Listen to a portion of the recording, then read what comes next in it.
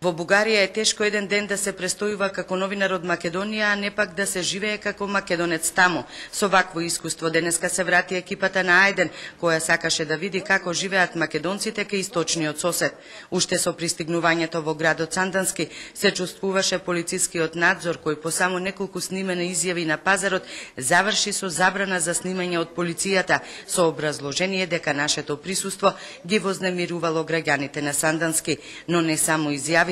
На полицијата и пречеше и снимањето на инсерти од центарот на градот. За снимање требало дозвола од Министерството за надворешни работи на Бугарија.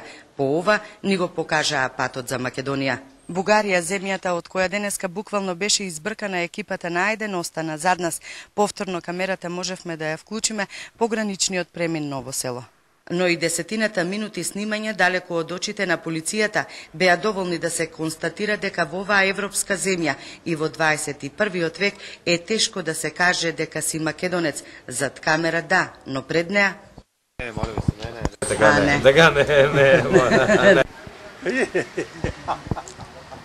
Најголем дел од македонците во овој крај се плашат да зборуваат за животот и нивните права, велат дека ќе ги изгубат своите работни места и ќе бидат обележани од полицијата. Похрабри се само постарите.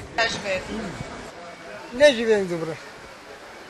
Ние сме македонци, ама нешто като потични сме од българите. Да, како сега живеете вие како македонци? Добро. Проблеми имате некој? Не. Ама немаме ни македонска црква, ни македонско школо, ни македонско радио. Та добро е. Добре.